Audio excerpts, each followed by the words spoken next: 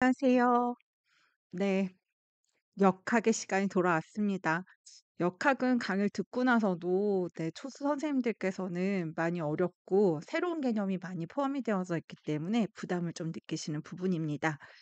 전체적인 흐름에 대한 걸 그래서 한번 말씀을 드리고 세부적인 걸 한번 보도록 하겠습니다. 질병 역자라고 했고요. 질병을 연구한 학문이 역학이다. 그래서 역학이라고 하는 건 이제 질병을 연구하는 건데 그 목적이 무엇인지 그리고 유행 조사 그래서 역학인데 역학 조사를 하는 것인데 유행에서 이제 그 일반적으로 발생하는 양상보다 훨씬 더 많은 수가 발생이 됐을 때 그러면 그럴 때 이제 저희가 질병 연구를 하는 거고 그때의 이제 실시 순서에 대한 게 출제가 됐었습니다. 그리고 이렇게 역학 질병 연구를 하다 보니까 질병이 발생되는데 3 요소가 있다고 하는 걸 알게 됐다라고 했고요. 그걸 질병의 3 요소 병인, 숙주, 환경 이렇게 해서 보시게 되고 그리고 질병이 없었던 단계에서 이제 질병이 발생되고 전해진 증상이 나타나고 소멸돼서 사라지는 데까지 해서 자연사라고 하는 걸 알게 됐던 거죠. 그래서 리벨 등의 학자는 이제 자연사에 따라서 어떻게 예방, 관리할 수 있는지에 대한 거를 얘기를 했고 이제 그걸 연결지어 볼 거예요. 그리고 질병의 3 요소가 병인, 숙주, 환경이라고 했습니다. 그래서 질병이라는 걸 가시적으로 질병 발생의 상태를 보여주게 되는 걸 역학 모형이라고 하고요. 생태학적 모형, 뭐 수레바퀴 모형, 원인막 모형 해가지고 세 가지의 그 역학 모형을 보실 거고요. 그리고 역학 연구를 하려면 인구 집단에서 발생하는 이제 그 상태에 대한 걸 기록을 해야 되잖아요. 근데 그렇게 기록을 할 때 객관적이고 이제 소통을 잘 하기 위해서는 객관적인 기록과 그리고 이제 전문가들끼리 소통을 잘 되기 위해서는 다양한 지표 개발이 됐고요. 그래서 건강 수준 측정 지표들 해 가지고 건강 지표, 인구 지표에서 보실 거예요. 그래서 관련된 지표에 저희 시험에 출제가 된 걸 보면 조율과 특수, 표준알, 뭐 출생 지표, 사망 지표, 질병 지표까지 있고요. 여기에 유병률이 빠져 있더라고요. 그래서 유병률까지 포함을 해서 보실 수가 있고 그리고 인구 양상에 대한 것도 그러니까 우리가 인구 집단에 발생하는 건강 문제를 이제 찾아서 연구를 하는 거다 보니까 다양한 지표들이 개발됐습니다. 그러면 이렇게 지표들을 가지고 디스크립 그림을 그리듯이 기술을 하게 되고요. 그러면 기술된 걸 통해서 가설 설정을 하게 되는 거죠.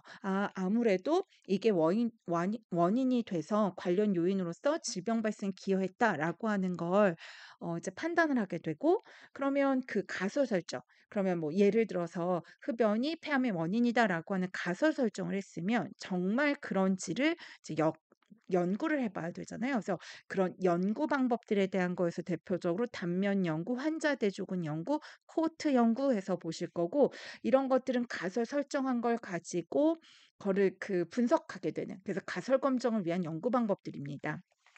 그래서 이런 연구 방법들을 통해서 이제 알려진 것들을 통해서 저희가 감염성 질환 어떻게 효율적 관리할 수 있고 만성 질환 어떻게 효율적 관리할 수 있을까라고 하는 질병 관리에 대한 내용과 그리고 저희 시험에 출제가 됐었던 대표적인 감염성 질환. 왜냐하면 제가 만성 질환에 대한 거는 이제 이런 3권의 전반적인 걸 보기 때문에 여기에서는 만성 질환이라고 하는 걸 그 효율적 관리를 하기 위한 집단 검진, 건강 검진에 대한 내용들 정도만 보도록 하겠습니다. 그러면 앞으로 돌아와서 관련된 내용들을 가지고 좀 보실 거예요. 역학 조사를 하는 그래서 질병 발생에 대한 걸 연구하는 목적이 무엇인지라고 해서 보시면 첫 번째 기 해 가지고 그 용어에서부터 한번 떠올려 보는 거죠. 그래서 기술적 역학이다라고 해서 그냥 디스크립 그림을 그리듯이 하듯이 어떠한 편견이나 조작을 가하지 않고 그대로 기술해 보는 거예요. 그리고 기술을 하고 보면 이게 원인이 돼서 건강 문제가 생긴 거 아니야?"라고 하는 원인을 저희가 가설 설정을 할 수 있다고 했고요. 그것도 역학 연구를 통해서 분석을 해내잖아요. 그러니까 원인 규명이 가능해지게 되는 거죠. 그리고 다양한 단면 연구다, 환자 대조군 연구다라고 하는 다양한 연구 방법들이 개발됐습니다. 그래서 연구 전략 개발, 그리고 질병이나 유행 발생에 대한 걸 감시하겠죠. 그리고 지역에서 보건 사업을 하게 됐을 때 어떤 특정 건강 문제 발생 빈도가 줄어든다고 하면 이제 보건 사업이 효과적이었는지 효율적이었는지에 대한 걸 평가할 수 있습니다. 그래서 이런 것들이 그 역학조사의 목적이고요. 그중에서 가장 대표적인 거다라고 해서 보면은 이제 원인 규명하고 그리고 감시해서 이제 질병 발생 줄인다라고 하는 걸 볼 수 있겠습니다. 그리고 역학조사인데 유행해서 이제 같은 시기에 그러니까 같은 시기에 발생했던 발생일보다 훨씬 많은 양상으로 발생되게 됐을 때 그 유행 조사라고 하는 거고요. 결국 그 건강 문제에 대한 조사를 하는 거죠. 그래서 보시면 그러니까 유행 조사 진행 특전으로 뭐 위해를 예방하게 되었다. 뭐 이런 식으로 외워 보시면 될 것 같은데요. 이제 건강 문제에 대한 진단을 확인하는 거죠. 그래서 이제 건강 문제. 그럼 최근에 뭐 수두가 이제 병원을 보서 확인을 하게 되고 그리고 유행 여부를 조사하는 거예요. 유행 여부 조사라고 하면 이제 그 관연도 같은 시기에 뭐 지난달 같은 시기에 비해서 훨씬 더 발생률이 높은지 이런 것들을 확인하게 되는 게 이제 유행 양상에 대한 거고요. 그리고 유행의 특성인 거죠. 그러면 우리가 디스크립 할 때도 기술적 역학을 할 때도 마찬가지고 유행 조사할 때도 마찬가지지만 사람, 장소, 시간으로 해서 이제 그 특성을 기술해 보는 거예요. 그래야 누가 고위험군인지 또 관련 요인에 대한 거를 유추해 갈 수 있거든요. 그리고 전파 기전을 확인하는 거고 그러면 유행에 대한 걸 기술했고 나면 이제 원인이라든가 관련된 요인 그리고 전파 기전에 대한 거를 확인하게 되고 그리고 위험 집단을 확인하고 그리고 이제 예방 대책을 수립하고 직접 방역 활동, 예방 활동을 하게 되는 걸 가지고 볼 수 있겠습니다. 그래서 7단계였는데 요거는 뭐 이제 순서를 6단계랑 7단계 해 가지고 그 순서는 같은 거니까 이제 나누고 있는 거에 따라 6단계, 7단계, 5단계 이렇게 다양하게 언급을 하니까요. 그 순서 정도를 기억해 보시면 되겠습니다. 역학과 관련해서는 우리가 그 질병 발생에 있어서 아주 큰 그래서 감염성 질환에 대한 획기적인 감소가 생기게 됐던 계기 요걸 묻는 문제가 나왔었던 거고요. 그거는 그 페니실린이라고 하는 항생제가 발견이 됐던 거죠. 그 이후에 뭐 환경 개선이라든가 예방 접종이라든가 요런 것들이 이제 개발이 되어지면서 어 성 질환에 대한 어 그 예방을 할 수가 있었습니다. 그러면 이렇게 그 디스크립 과정을 통해 가지고 질병의 자연사를 알게 됐다고 했고요. 질병의 자연사라고 하면 비병원성기, 초기 병원성기, 불감성, 이제 그러니까 불연성 감염기, 현성 감염기, 그리고 회복과 사망 해서 5단계로 나누게 되고요. 질병 발생하는데 병인 숙주 환경이 관련이 돼서 발생한다라고 했는데 비병원성기라고 하면 병인 숙주 환경이 균형을 잘 이루고 있고 상호작용을 잘하고 있는 거예요. 그리고 초기 병원성기라고 하면 이제 병원체가 자극을 형성해서 병인이 이제 좀 강성해져서 이제 숙주를 위협할 수 있는 상황이었고 그래서 이 1, 2단계에는 1차 예방이 필요하다라고 해서 건강 증진과 건강 보호를 하는 거였었죠. 그리고 불연성 감염기, 현성 감염이라고 하는 감염기는 이미 질병이 이제 숙주 안에 들어와져 있는 상황이고요. 그런데 3단계는 전혀진 증상이 나타나지 않은 단계이기 때문에 이때에는 저희가 조기 발견해서 적절한 치료하는 게 필요하다라고 했고요. 현성 감염기에서 누가 보더라도 전형적인 증상이 있을 때는 이제 적절한 치료, 그래서 악화가 되는 걸 방지하는 거라고 했습니다. 그리고 5단계에서 보면 회복을 해서 그래서 이제 재활을 도모해 가지고 사회적으로나 임상적으로나 이제 재활을 도모해 주는 거라고 했습니다. 그건 3차 예방에서 보실 수가 있겠습니다. 그러면 질병 발생의 병인 숙주 환경, 병인에서 보시면 감염성 질환에서는 병원체, 생물학적 병원체에서 바이러스, 박테리아, 리케처 이런 것들이 포함이 되어지게 되고요. 그 병원체 생물학적 요인들은 이런 생물학적 특성을 가지고 있다라고 했습니다. 그리고 생물학적 요인 말고도 화학적 요인, 그리고 물리적 요인, 유전, 심리, 영양소 같은 것들이 있고 저희 시험에서는 화학적 요인이 출제가 됐었는데요. 외인성 요인도 있어서 대표적인 뭐 알레르기라든가 진먼지 이런 것들이 포함이 될 거고 내인성 요인에서 화학적 요인이라고 하면 체내에서 대사 과정 중에 생기는 이상 물질 물질들, 그래서 뭐 케톤바디라든가 젖산이라든가 요런 것들이 포함이 되겠습니다. 물리적 요인하면 소음이라든가 한랭이라든가 고온이라든가 요런 것들을 포함하게 되고요. 유전은 유전성 질환의 원인이 되는 거고, 심리적인 요인하면 스트레스가 대표적일 거고, 영양 같은 경우는 과이나 부족으로 생겨지는 건강 문제들이 있는 거죠. 그래서 그렇게 보실 수가 있고, 그러면 저희 시험에 직접 출제가 됐었던, 이제 가장 많이 출제가 됐었던 건 생물학적인 요인에서 병원체를 보실 거고요. 여기에서는 감염력, 발병력, 항원력, 특이성, 동력, 외계 생존력 등을 가지고 보실 건데요.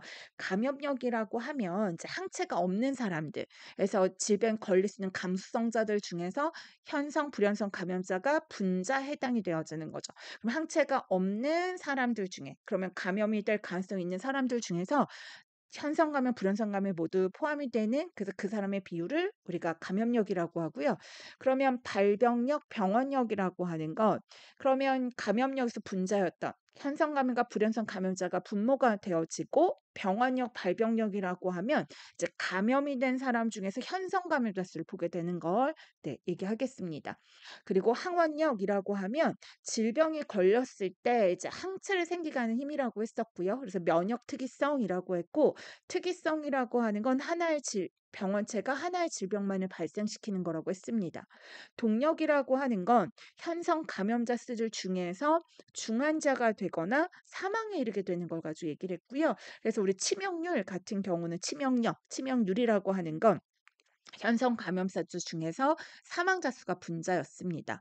외계에서 생존력이다, 뭐 생육성이다, 생활력이다라고 해서 숙주의 몸 밖으로 나와 생존할 수 있는 능력이고요. 수두나 그 홍역이나 결핵 같은 경우는 외계 생존력이 높기 때문에 공기 전파가 가능한 질환이 되겠습니다. 그러면 병인에 대한 걸 보셨고, 숙주에서 보시면 면역의 종류에서 있는데요. 여기서 말하는 면역은 위에서 그 항원력을 가지고 얘기할 때 항체를 형성시킨다라고 했는데요. 그러면 이 항체를 갖게 되는, 항체를 획득하는 경로에 따라서 해가지고 크게는 자연적으로 내가 그러니까 아니요. 그죠.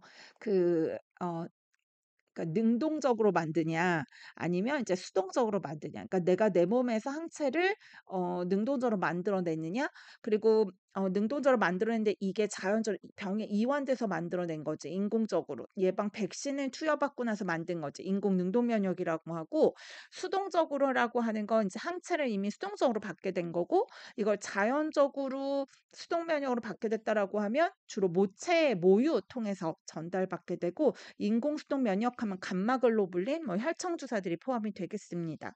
그리고 집단 면역해서 보면 이건 지역 사회에서 면역을 가진 사람들의 이제 비율이었던 거죠. 백분율로 나타낸다고 했고, 환경에서 보면 숙주와 병원체를 둘러싸고 있는, 병인을 둘러싸고 있는 생물학적인 환경, 물리적 환경, 사회 경제적인 환경을 얘기를 하겠습니다.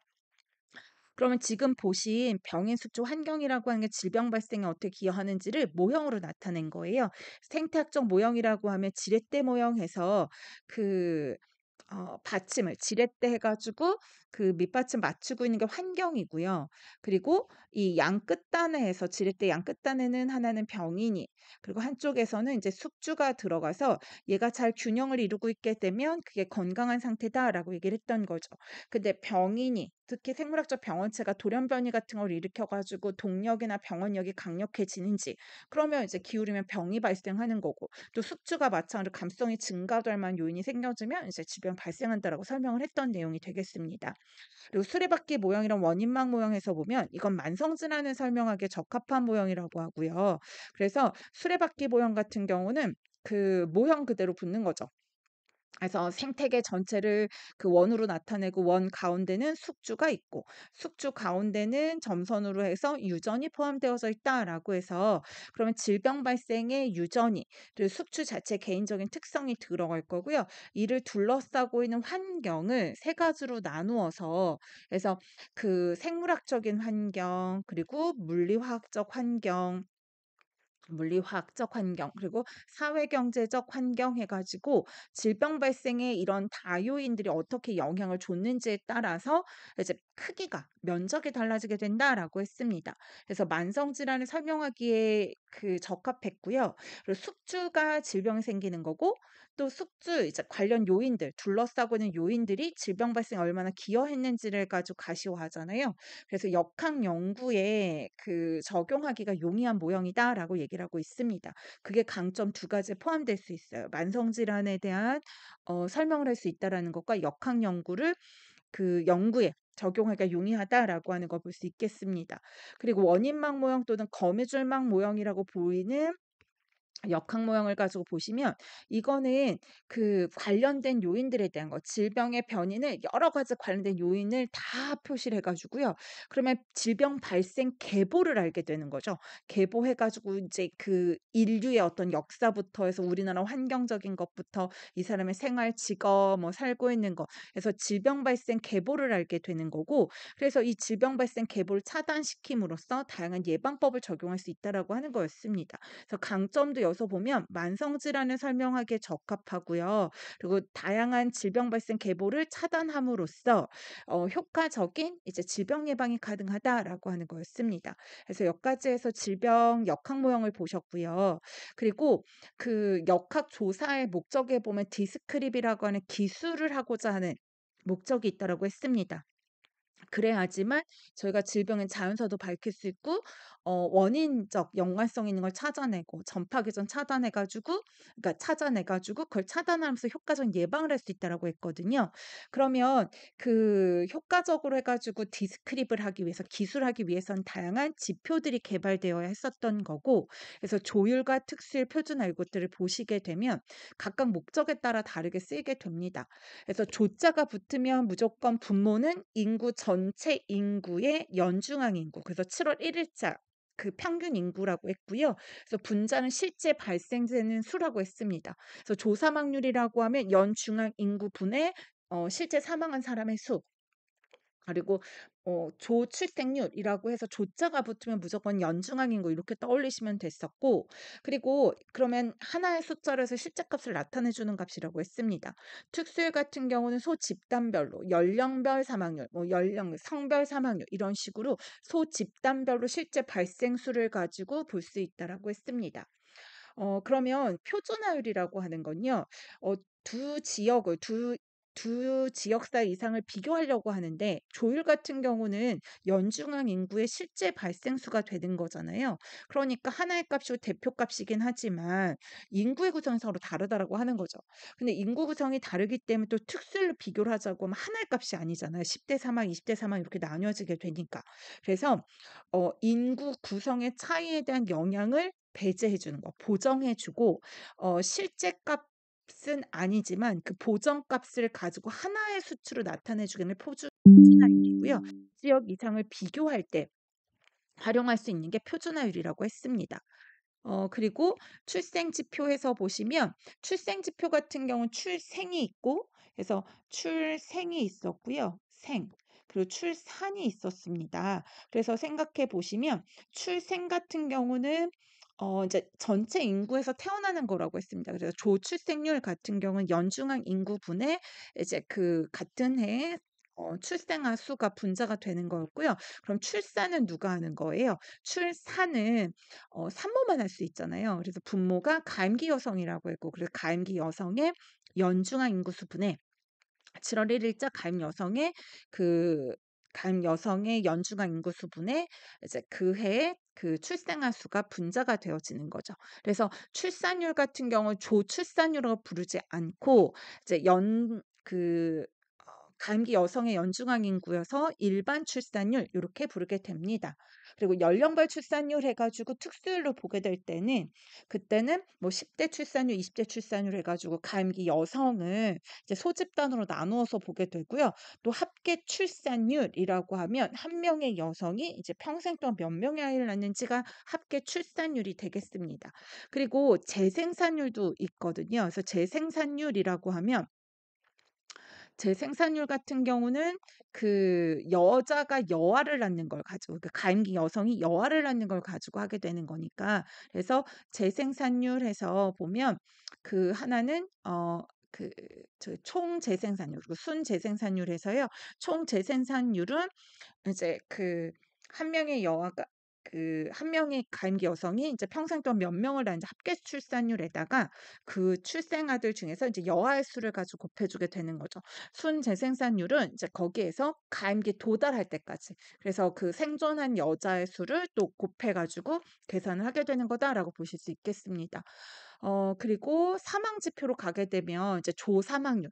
조사망률은 조자가 붙었으니까 연중한 인구가 분모구나라고 하는 거 볼 수 있고, 연령별 사망률 하면 특수율로 해가지고 이제 연령대별로 나눠서 볼 수 있고, 그리고 비례 사망 지수라고 하는 게 있었습니다. 그래서 비례 사망 지수라고 하는 거는 이제 그 WHO에서 국가 간 비교를 하는 지표로 쓰게 되는 거고요. 그래서 그 지역의 그 사망자 수 분에 이제 분자는 50세 이상 사망자 수라고 해서 이거는 백분율로 산출한다라고 했고요. 그래서 전체 사망자 수 중에서 50대 이후에 그래서 이제 그러니까 노령으로 사망을 하게 되는 비율이 높게 되면 이제 보건 수준이 높다라고 하는 거였고, 영아 사망률, 신생아 사망률, 마찬가지로 또 알파 지수라고 하는 걸 이용을 해서요. 그래서 알파는 알파를 뒤집자고 했잖아요. 그래서 신생아 사망수 분의 영아 사망수를 해가지고 1에 가까우면 가까울수록 보건 수준이 높다고 했습니다.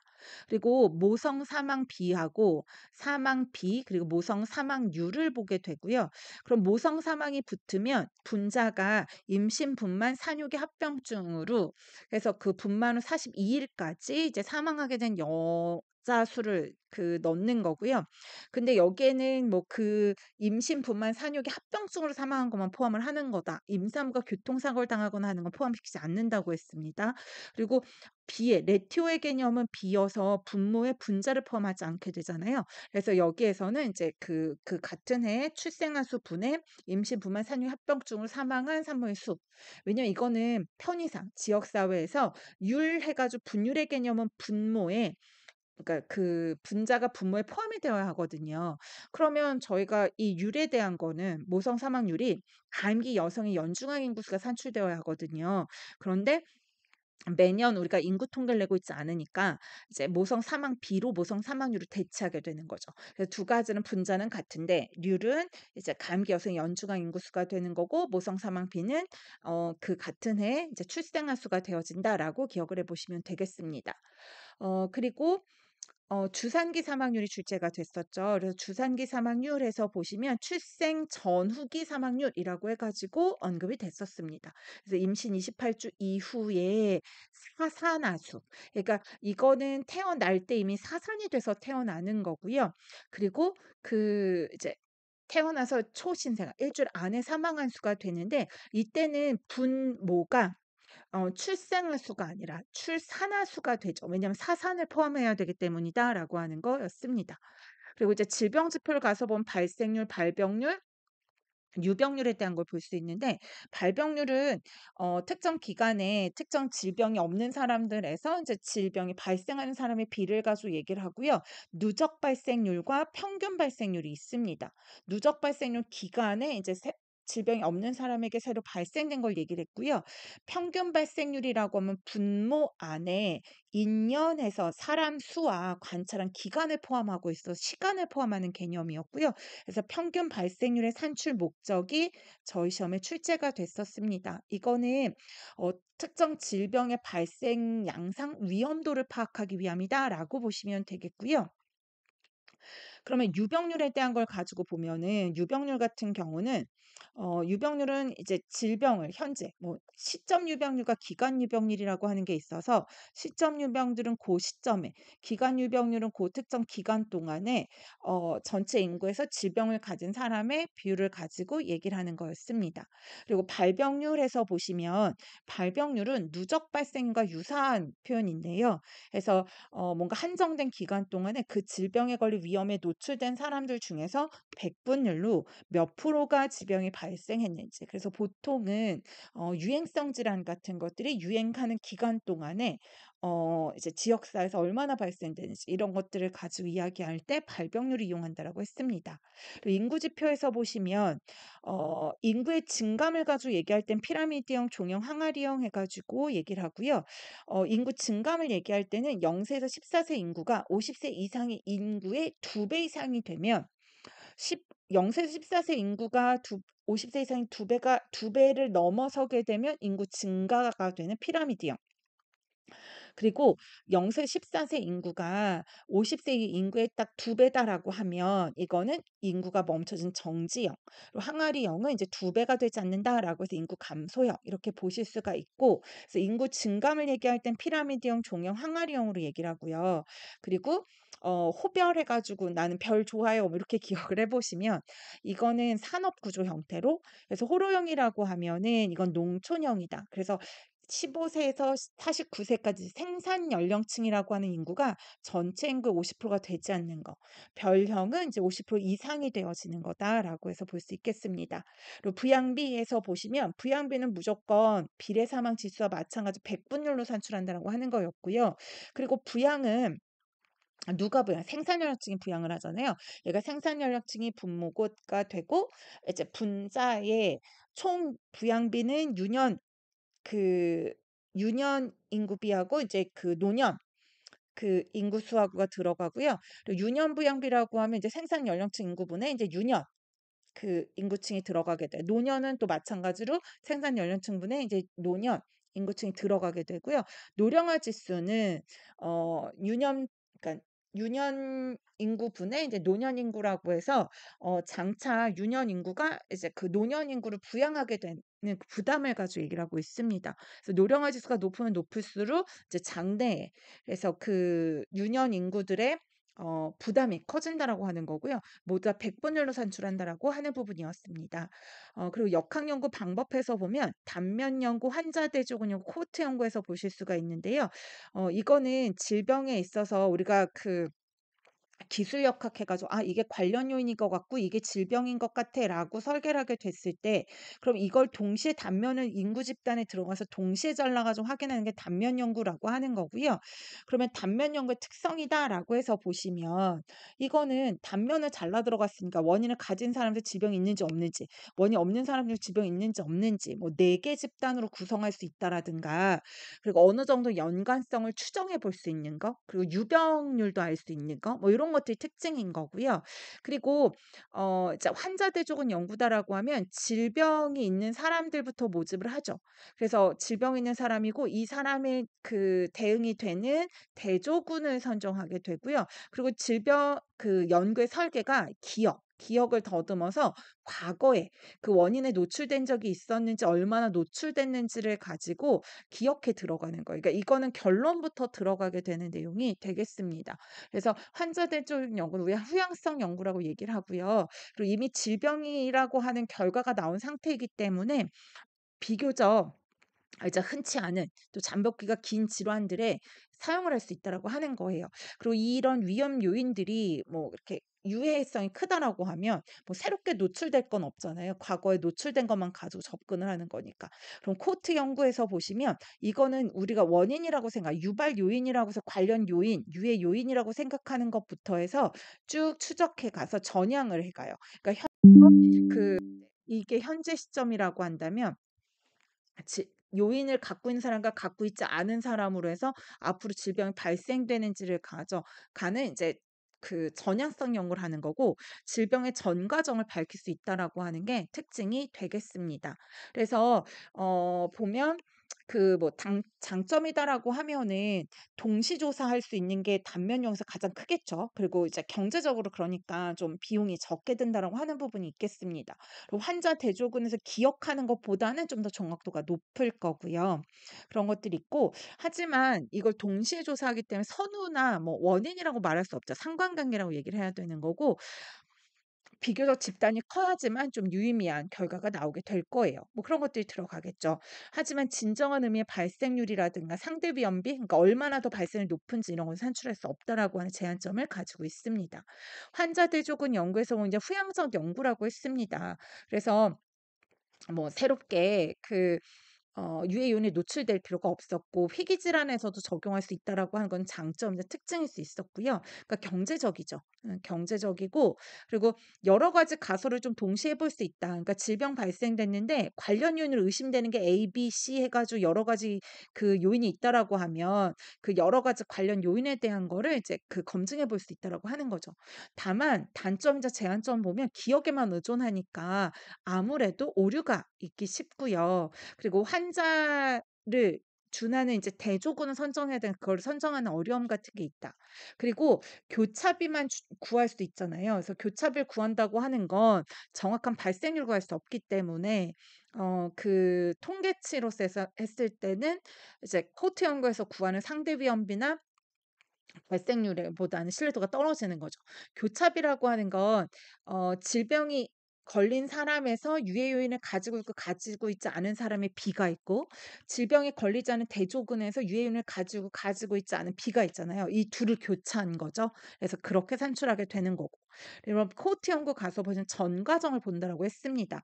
그래서 뭐 흡연이 폐암의 원인이라고 하면 흡연하는 사람과 하지 않는 사람을 모집해 가지고 흡연이 인제 지속되면서 폐암이 발생될 때까지 주기적으로 검사를 하면서 확인하게 되는 거고요. 그래서 전 과정을 보고 발생률을 볼 수 있다라고 하는 거예요. 그러니까 그게 가장 대표적인 장점이 되어지겠죠. 하지만 당연히 비용이 많이 들 거고요. 그리고 중간에 뭐 탈락한 사람들도 이사 가고 연락 안 되는 사람이 있을 수 있으니까 그래서 그런 것들 변화가 생길 수 있다라고 하는 거고 질병의 진단 기준, 분류 기준 같은 것들이 달라지면 이제 연구의 신뢰도가 떨어지게 되는 거죠. 그래서 여기서는 이제 그 산출하는 지표로 해서 상대 위험비, 기속위험 100분의 1 출제가 됐었고요.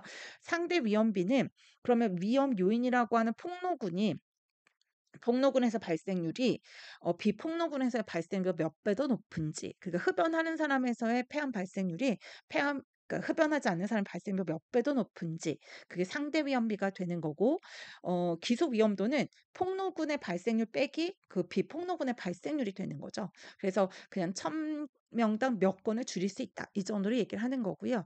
기속위험 백분율 같은 경우는 이제 그 폐 환자에서 질병 발생하는 사람들 중에 그러니까 흡연을 하는 사람 중에서 그 폐암이 발생했을 때 그러면 흡연하는 유해인자를 가지고 있는 경우에 폐암 발생한 사람에서 그 유해인자라고 하는 흡연이 이 질병 발생에 얼마나 기여했는지 백분율로 나타내 주게 되는 거죠. 그래서 폭로군의 발생률 분의 폭로군의 발생률 빼기 비폭로군의 발생률로 계산을 하기도 하고요. 또는 상대 위험비 분해. 상대 위험비는 폭로군의 발생률 나누기 비폭로군으로 해 가지고 산출하는 거라고 했잖아요. 그러니까 상대 위험비 분의 상대 위험 빼기 1 곱하기 100을 해서 보게 되고 우리가 상대 위험 B가 1 보다 크면 그러니까 1 보다 크면 그게 원인이라고 추정할 수 있잖아요. 딱 1 이다라고 하면 사실 관련 없는 거죠.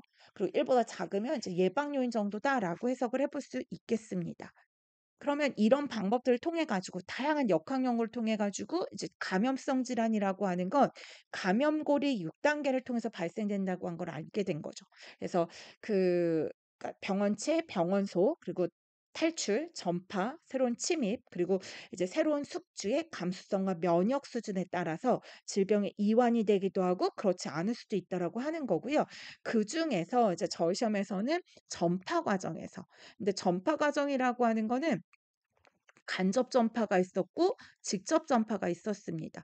직접 전파라고 하면 또 직접 접촉과 그리고 간접 접촉이 있는 거죠. 접촉. 그래서 직접 접촉이라고 하면 직접 병변에 대한 접촉도 들어갈 거고요. 그리고 뭐 혈액 접촉이나 이런 게 들어갈 고 간접 접촉이다라고 하면 공기 를 통한 거죠. 그래서 1 미터 이내에 섰을 때 이제 전파가 되는 거는 직접 전파 방법 중에서 간접 접촉 방법이다라고 하는 거였고요. 이제 저희 시험에 나왔던 거는 간접 전파 방법 중에 보면 활성 매개체 통해서 생물 그리고 그 비활성 그 무생물 매개체를 통해 가지고 하는 것과 그리고 공기 전파가 되는 게 있었습니다. 그래서 그 여기서 말을 하고 있는 그러면 그 공기 전파라고 하는 건 이제 공기를 통해서 그래서 그 아까 간접에서 보시는 그러니까 잠깐. 직접에서 직접 전파해서 얘기를 했었던 그 간접 접촉으로 얘기했던 거는 이제 1 미터인데 떨어진 데서 할 수 있는 비말 전파를 얘기를 하는 거. 침방울이 직접 튀는 거. 여기에서는 공기 전파해 가지고 비말핵. 그러면 침방울이 큰 게 튀어서 어 침에서 수분은 증발돼 날아가고 그 안에 있는 병원체가 공기 중에 떠다니다가 섭취 그러니까 다른 사람 숙주에게 들어가게 되는 걸 공기 전파라고 했고요. 그래서 수두, 결핵, 홍역, 천연두 이런 것들이 포함이 되어지겠습니다. 그리고 활성 매개체라고 하면 쥐나 머리니라든가 뭐 이런 것들 파리 이런 게 포함이 되어지고요.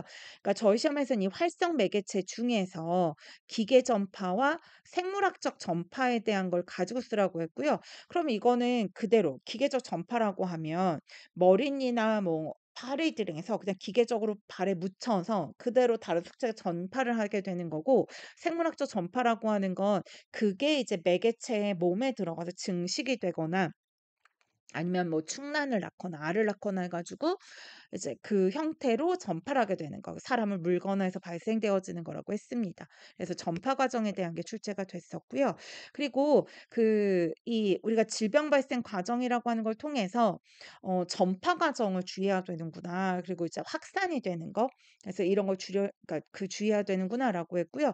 그러면 전파 과정을 좀 차단하기 위해서는 방역 관리에 대한 게 중요하잖아요. 그래서 치명률이 높거나 전파 가능성이 크거나 하는 질환들에 대해서는 국가에서 법정 감염병, 검역 감염병을 지정을 하고요. 그거를 이제 신고하도록 하고, 그래서 국가에서 이제 방역 대책을 중앙에서 수립을 해 가지고 전파 과정을 차단할 수 있도록 했습니다. 그래서 법정 감염병에서 보면 1 급부터 4 급까지 해서 나뉘어지게 되고요. 그래서 그 나누게 될 땐 심각성 정도에 따라서, 그리고 전파 가능성 따라서, 그리고 그 격리 수준에 따라서 나누었고요. 그러면 1급 법정 감염병은 생물학적 테러 질병병이거나 치명률이 높은 심각성을 가지고 있고, 전파 가능성이 커서 즉시 신고해야 되는 감염병이고요. 격리 수준도 음압 수준으로 하는 거였습니다. 그럼 1 급에 대한 모두 다 해당이 되고, 2 급에 들어가는 건 심각성은 포함되지 않고, 2 급은 24시간 안에 신고하는 거였고요. 격리는 음압 수준까지는 아니지만 격리가 필요하다라고 하는 거였습니다. 그럼 3 급에서는 심각성 필요 없고 전파 가능성이 있어서 24시간 안에 이제 2 급이랑 같이 신고를 해야 되는 거고, 격리는 따로 하지 않아도 됐고요. 4급 같은 경우는 심각성도 없었고 전파 가능성 은 따로 언급하지 않고, 하지만 지속 관찰해 가면서 관심을 가질 필요가 있으나 7일 이내에 신고하라고 하는 거였습니다. 그래서 그렇게 나누고 있고요. 그리고 신고해서 보면 이제 1 급은 즉시, 2 급, 3급 24시간, 4 급은 7일 이내라고 했고, 어 의사는 의료기관의 장은 보건소장에게 하는 거고, 그 밖에 신고 의무자라고 해서 그 학교의 장이 관할 보건소장에게 신고를 한다고 했었습니다. 그리고 등교 중지에서 저희 시험에 나왔던 결핵은 이제 약을 투여하고 2 주까지, 그리고 수두에서 모든 수포의 가피가 형성될 때까지, 이하선염해서 보면 증상 발생 후 이제 5 일까지, 그리고 풍진해서 보면 여기서는 발진 발생 후 7 일까지, 그리고 홍역 하면 홍박사 이렇게 해 가지고 홍역에서 발진이 발생해서 4 일까지, 이렇게 해서 저희가 학교 보건에서 보셨던 내용입니다. 그래서 같이 한번 떠올려 보신 거고요. 그리고 검역 감염병에서 이제 말라리아가 검역 감염병이라 이제 오답이 들어가서 나왔던 내용인 거고요. 그래서 검역 감염병에서는 뭐 전화를 5 번을 했고, 이미 폐 황후가 된 지 6 일이 된, 그래서 6일 해 가지고 패스트, 그리고 항열하면 6 일, 그리고 신인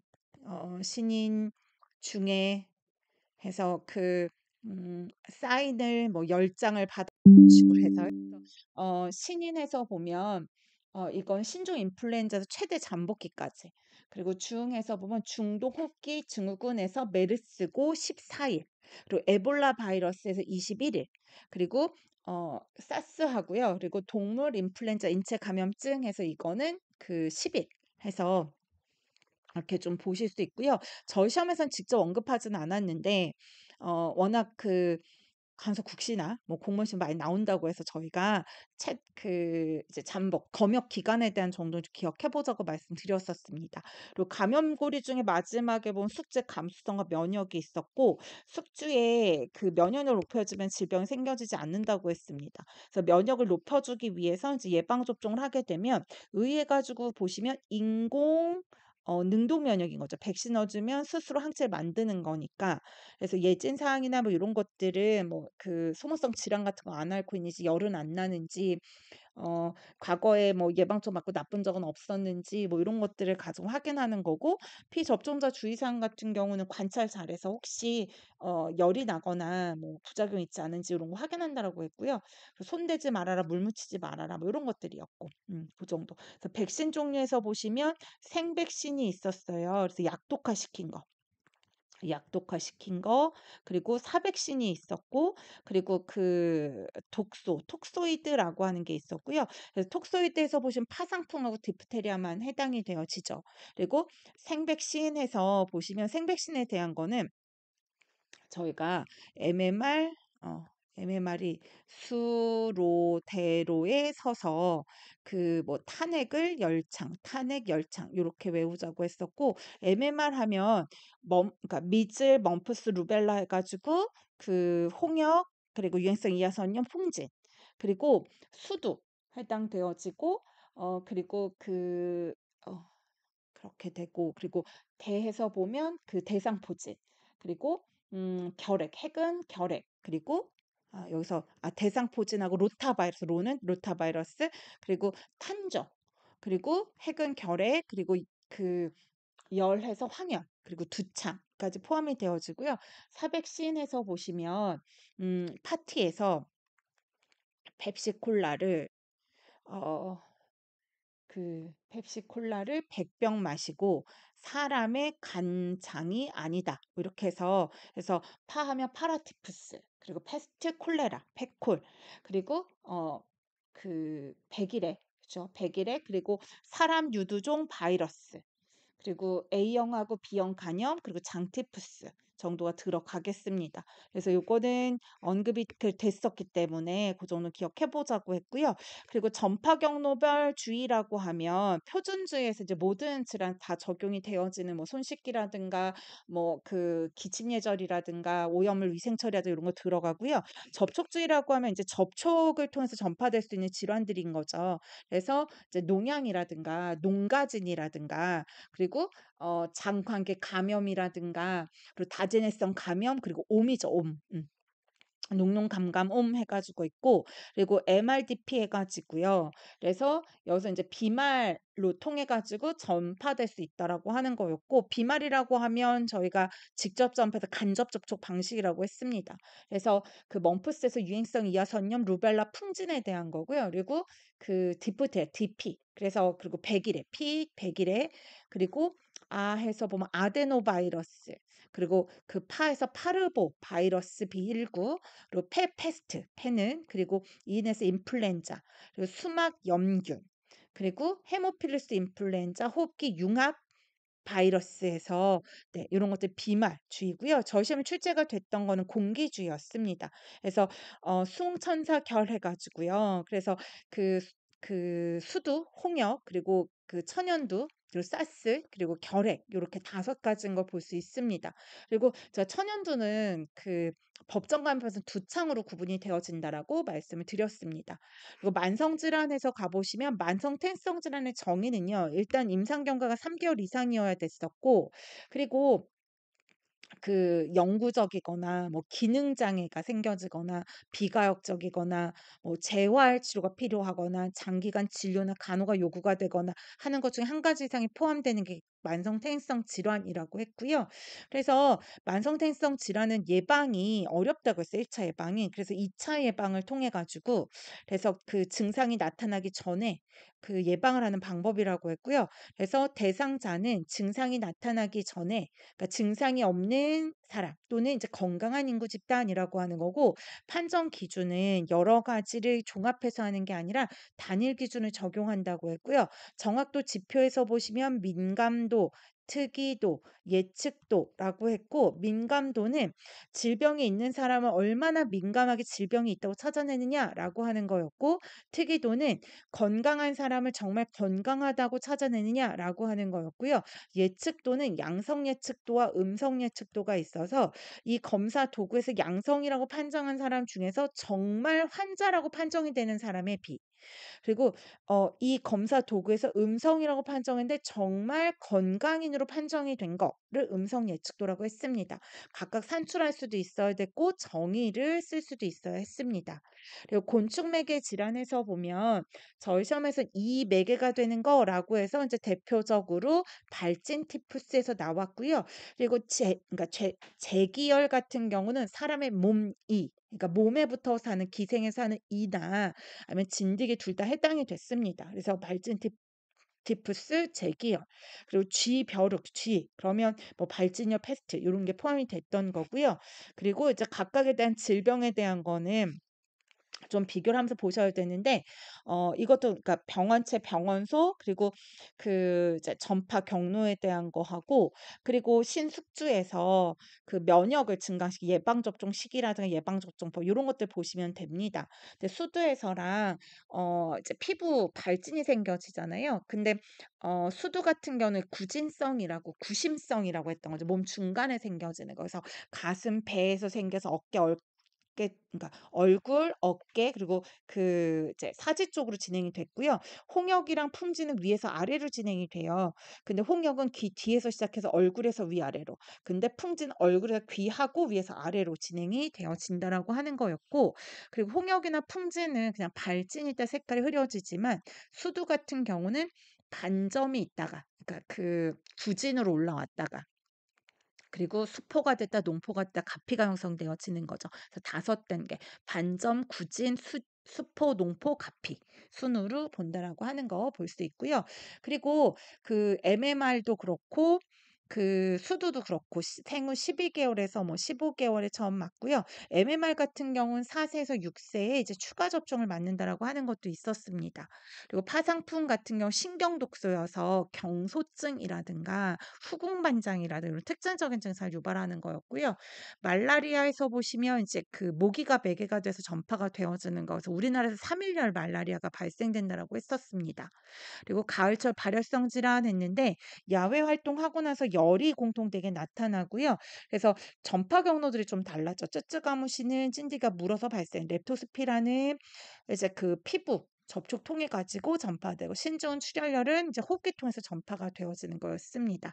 그런 식으로 이제 대표적인 거 기억하시고 이제 세부적인 내용들에 대한 거 네, 각각 질병을 보시면서 정리를 해 보시면 되겠습니다. 워낙 좀 내용이 많아서 긴 시간 정리를 했고요. 더 길어지면 이게 복습이 아닌 것 같아서 네, 요 정도로 정리를 해 봤습니다. 네, 역학이 특히나 어렵다고들 많이 말씀을 하시는데 역학 공부하시고 계속 반복해서 이론서를 보고 용어가 좀 익숙해지시고 나면 기출 문제를 풀어 보시잖아요. 그럼 그렇게 복잡하게 출제가 되진 않았습니다. 그래서 학습이 어느 만큼 이루어지고 난 다음에는 그 어떤 파트보다도 좀 명확하게 정리가 되는 파트라고 생각이 됩니다. 그래서 자신감을 갖고 해 나가셨으면 좋겠습니다. 오늘도 고생 많으셨습니다. 안녕.